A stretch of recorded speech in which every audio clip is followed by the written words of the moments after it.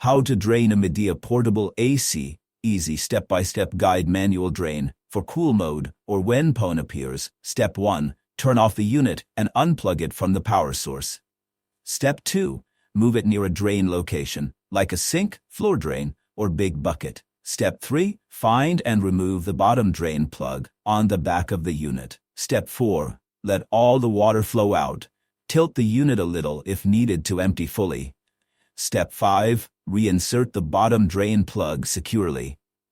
Step 6. Plug it back in and turn it on. The PON code should clear. Continuous drain for dry or heat modes. Step 1. Turn the unit off and unplug it. Step 2. On the back of the unit, remove the upper, middle drain plug. Step 3.